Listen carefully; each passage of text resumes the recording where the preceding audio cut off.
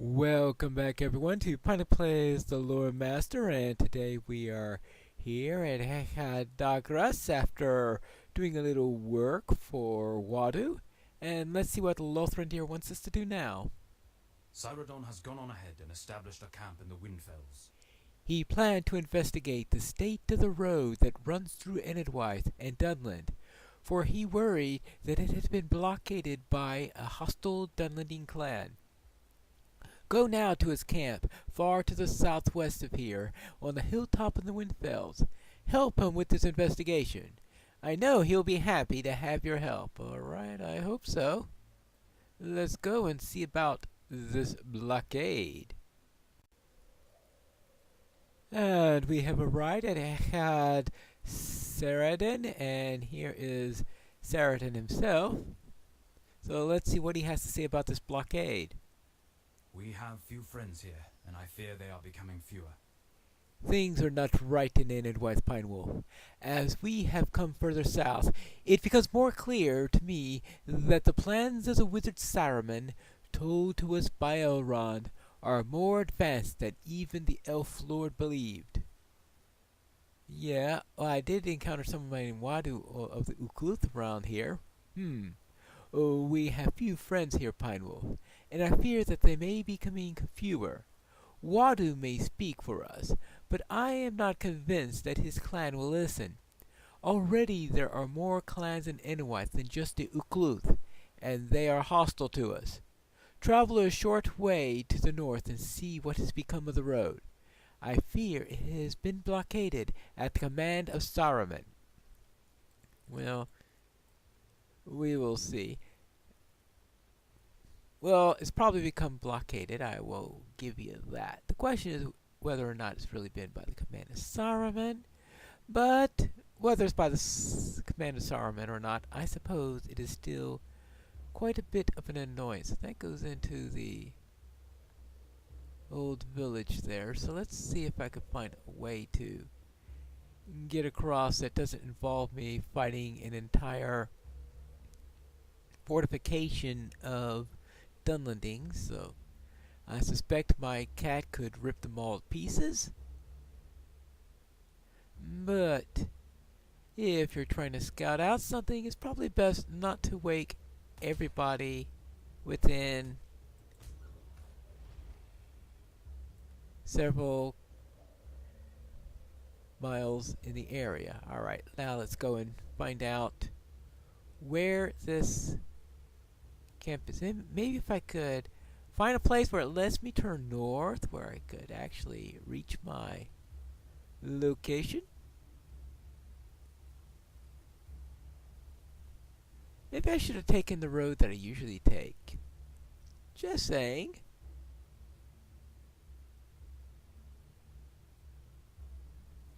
At least there's some expert. Now, what is attacking my cat? A dead wolf, that's what's attacking. Now, let's see. This is definitely... Well, at least I'm on a north road. That's wasn't the north road that I... Oh, shut up!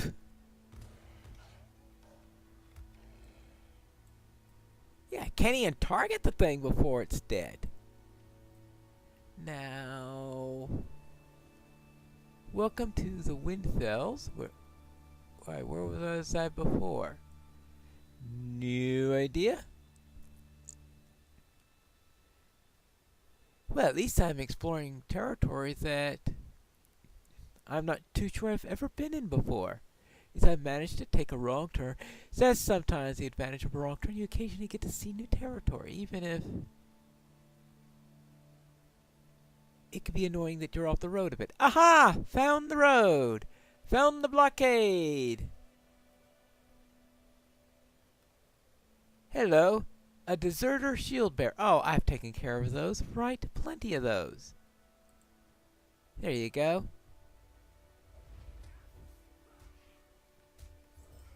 Well, I might as well start that pretty quickly. Okay, so let's see. We've got New deed, little wonders. Yeah. I have found some hobbit boots. How nice.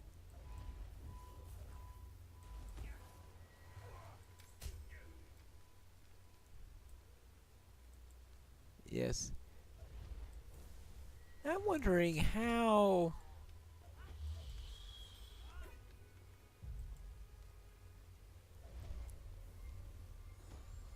concerning the location and all. The Winterfell, what is the what is in the terrain of this region that would have the hobbits wearing boots? The hobbits wearing boots? Yeah, I know they're related to the stores. The question is, are the stores the ones who mainly wear shoes because I found a sword? Are the stores the ones who made because they're the ones who live near the marsh where you need to wear boots more? Or is it that they settled down in the marsh because they're the ones who are more likely to take advantage of the land because they're the ones who are more likely to wear boots? An interesting question on how far it goes back. Now, when you consider where the hobbits originally grew up, down in the Gladden Fields, I suppose there could be a case for either of them because it could be that the stores were the ones who were in the swampier areas of the Gladden Fields, and so therefore they were used to it, so they didn't mind settling down in the marsh. The road north has been blocked as you have requested.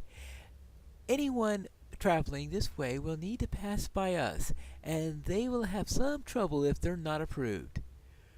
Gufthok and Sarkuld took their bands north once the blockade was placed. My clan was glad to see them go, but you're wise and must know best. Enclosed, find a sword that we took from an upstart on the road. He put up a fight, but was no match for one of our archers, who shot him from hiding. You will find the sword interesting. Okay, I suppose so. But then I was asking earlier, was it Saruman who gave the orders to it? Seeing the names of the clans and stuff like that, that implies that we are dealing with Urukai.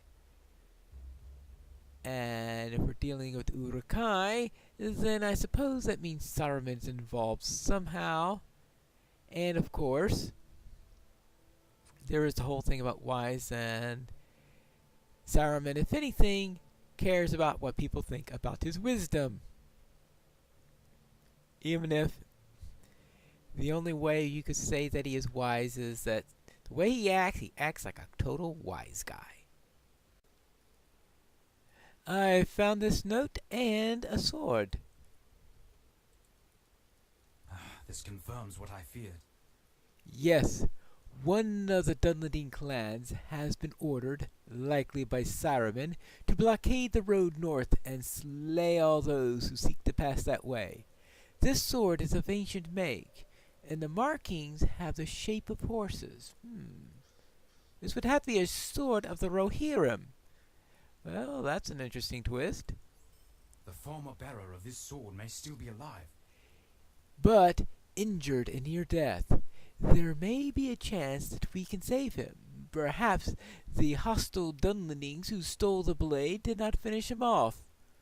He may have tidings of Rohan, and as that is where we wish to join Aragorn, they could be of use on the way back to south.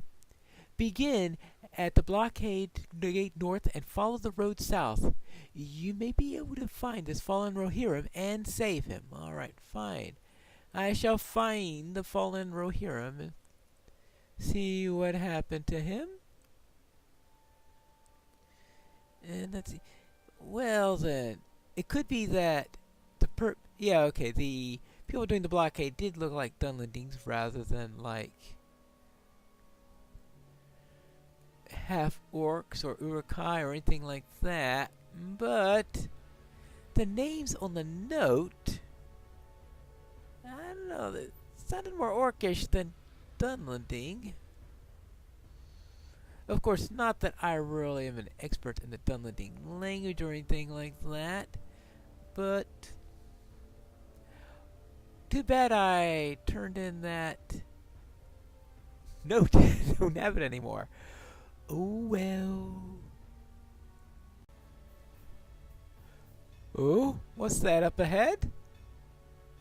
Well, that's not good. The good news is I think I found the bearer of the sword.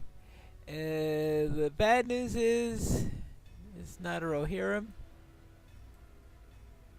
It's Wadu. What's Wadu doing with the Rohirrim sword? I was going to say who killed him, but I think that's rather obvious considering the note boasting of the deed. Well, they're not going to like this. I found the bearer of the sword, and I'm afraid it wasn't one of the Rohirrim. Why would Wadu have borne such a sword? What brought him to that road to die?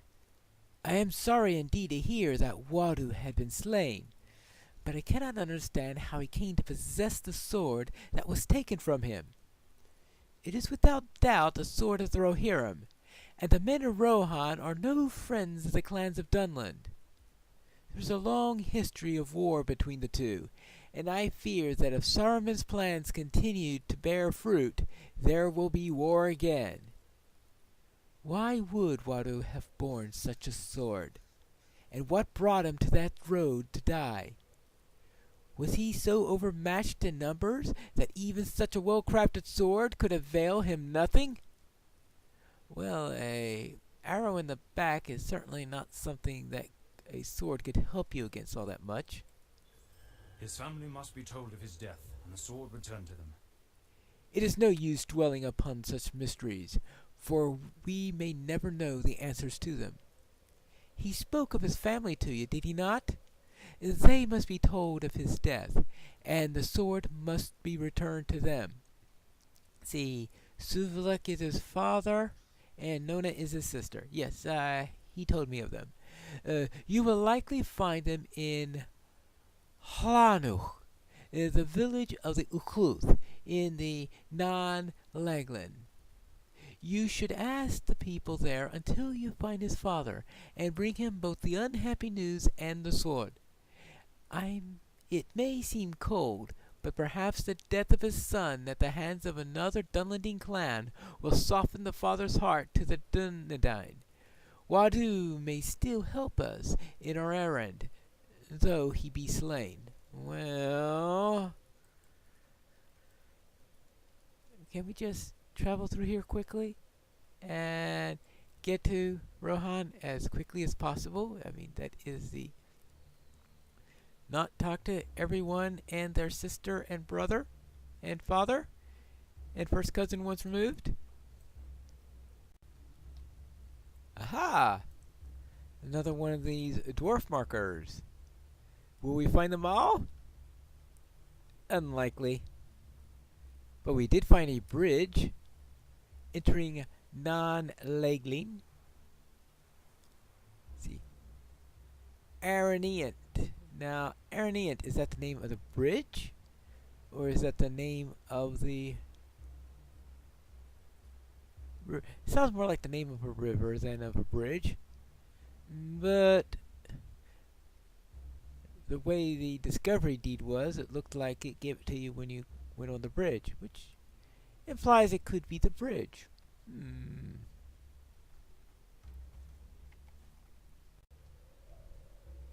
I think I found the Ukluk village. Well, at least I found a stable master. What is your purpose here, Dubodiard? I'm looking for a place called Lanuch. Ah, this is it? Thank you. Do you know anyone by the name of Suvaluk? Alright, thank you. Now, let's see. Hello there, are you Suvaluk? Speak not to me of Wadu. He is a coward and no son of mine. That's not a good beginning of a conversation. He is dead? Heh! Then his chance for courage is ended, and I mourn him only that. No, I would hear no more of it. If you have words of Wadu, tell them to his sister. If the powers were just, Nona would have been the son, and he the daughter. For she is like iron and could make her father proud. With the clans all around the Ukluth preparing for war and closing in upon us, the only good thing Wadu ever did for us is to rid us of his cowering presence. Strong words. Very strong words. I hope Nona's more pleasant to speak with. Whee! Alright, now let's see. Hello there. Are you Nona? Wadu was not the fighter our father Sulvok wanted him to be. No. And when he spoke of him, which was rarely, Suvluk was cruel. I tried to give Wadu the lessons he needed. Lessons in the sword and the axe and the ways of fire. But I could not teach him the courage he needed. My words on him were harsh. If they drove him to death, I would take them back. Well, at least she is not as harsh. After our argument, Wadu went to the dwarf halls in Thrar's Combe. Yes, but what he saw there I do not know. He would say nothing to me when he returned. Those halls have been abandoned for countless years, and have fell reputations. No one goes there. Korach, Ukluth, or Dragluth. Did Wadu find his sword there? I cannot explain it. If you go to the dwarf halls and learn what my brother saw there, I will repay you with the knowledge of these lands, known only to the Ukluth. Well, all right, I suppose I could do that. I have never been to the halls of the Korach, but they can be found far to the east of here, in the northern mountains of Thor's Combe. Oh, right. Well, with a name like Thor's Combe, that sounds like a dwarven place to me. At least the Thor's part is. That name sounds familiar, doesn't it? Let's see, was it Thorn, son of Thor, or was it... Well, something like that. Somewhere in Thorn's family tree, I believe. Now, set to the east. Oh, that's going to be a fun climb, isn't it? I suppose I'll have to meet you somewhere up there in the next episode of Piney Plays, The Lore Master.